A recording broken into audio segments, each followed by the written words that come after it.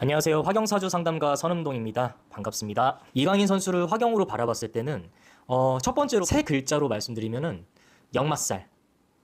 이분에게는 계속 역마살의 흐름이 존재해요. 독립적인 형태로 태어났고 가족 구성원 안에서 부모님 사이 안에서 부모님과 같이 있어야 운이 좋은 사람이 있고 부모님과 멀리 떨어져 있어야 운이 좋은 사람들이 있어요. 역마살의 이동수 흐름 자체가 올해부터 시작되는 것보다 재작년부터 시작되는 이동수의 흐름이 굉장히 크게 느껴지는데 그게 지금 어떤 정착하기 위한 어느 단계이긴 한데 올해 7월 늦어도 6월 28일 7월 안에는 내가 지금까지 쏟아놓은 어떤 과정에 있어서 그 과정에 대한 보상이 주어지는 시기, 이제 한 차례 정착할 수 있는 단계, 그 시기에 보답과 보상이 주어지는 게 올해 7월.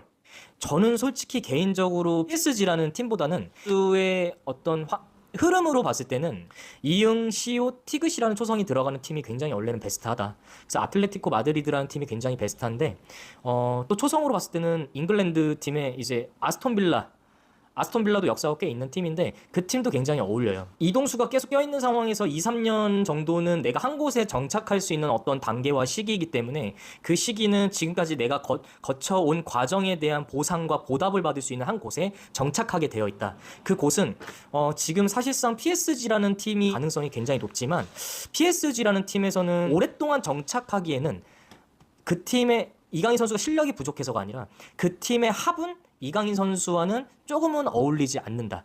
이게 어떤 팀의 컬러, 제가 축구를 전문적으로 알아서 그런 얘기를 드리는 게 아니라 본인에게 맞는 공간으로 어쨌든 이동하는 이동수와 역마살이 계속 껴있는 분이기 때문에 그 흐름에서는 PSG라는 팀에는 한 단계 내가 잠깐 거쳤다가 또 다시 갈 수밖에 없는 공간이기 때문에 내 커리어에는 굉장히 도움이 많이 될 거라고 저는 판단이 돼요. 그리고 아까 말씀드렸듯이 아스톤 빌라와 아틀레티코 마드리드, 이 두 팀은 제가 그 팀을 알아서가 아니라 이 초성의 합이 이강인 선수와 굉장히 어울린다. 저는 제가 화경으로 바라보기 전에 이강인이라는 이름에서 이 강자가 계속 걸림돌이 생겨서 선수의 나무 위키를 검색해 보니까 이강인이라는 이름 옆에 이제 한자가 나와 있는데 여기 이제 강자, 이 강자가 많이 쓰는 강자는 아니에요. 굿셀 강자를 쓰는데 이강인 선수의 이름이 이제 강자에서 제가 느낌이 뭔가 딱 걸림돌이 생기는 게 강이라는 이제 불러지는 이름이 잘못됐다, 느낌이 어울리지 않다라는 게 아니라 이 이름의 의미가 잘못 쓰여져 있다라는 생각이 들어서 검색을 해보니까 굿셀 강자를 쓰는데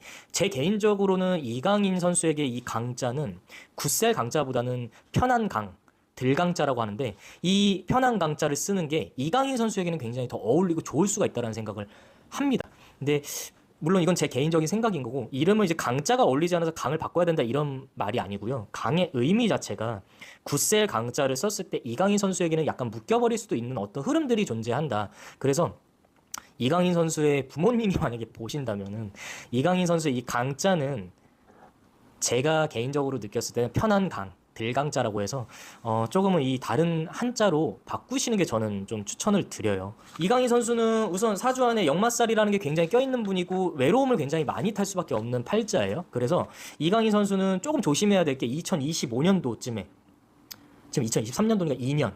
그러니까 내가 어떤 한 곳에 굉장히 보상을 받아서 거치는 공간, 근데 그 공간이 내가 정착할 수 있는 공간이 아니라 그 공간은 내가 다음 플랜으로 넘어가는 하나의 정거장이자 휴게소라고 판단을 하시는 게 굉장히 좋고 그 공간에서 내가 굉장히 외로움을 많이 느끼실 수 있으면 그 상황에서 어쨌든 이성적으로 아니면 어떤 스캔들 이런 게 굉장히 펼쳐질 수 있는 흐름이 조금은 존재해요.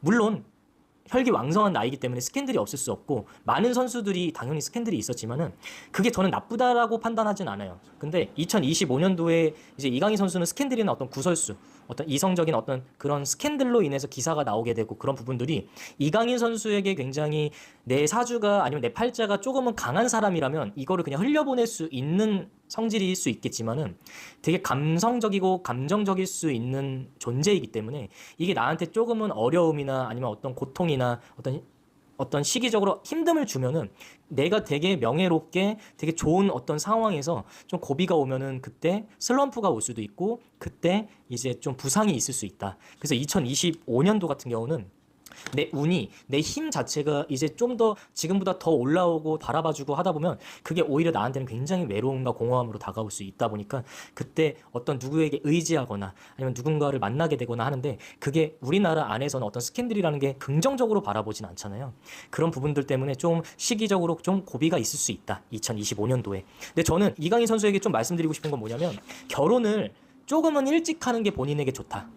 내가 혼자 뭔가 아직은 나이가 어리고 혈기왕성하기 때문에 지금은 내 스스로가 뭔가를 다 읽어내고 할 수 있는 자격이 되고 실력도 되고 무언가 다 되지만 어떤 상황에서는 내가 할 수 있는 한계치에 도달했을 때는 그게 굉장히 나한테는 굉장히 좀 힘들고 고비고 굉장히 외롭고 할 수 있어서 저는 이강인 선수가 2027년도나 2028년도쯤에 결혼을 하는 걸 좀 이른 나이에 30세 전에 뭐 27, 26, 빠르면 26, 27, 28 때는 결혼을 나와 맞는 합을 나를 보완해 줄 수 있는 여성과의 결혼을 통해서 내가 조금은 경기장이든 내 삶에서 지탱할 수 있는 힘을 기르는 게 이강인 선수에겐 굉장히 좋을 수밖에 없어요. 이강인 선수 파이팅.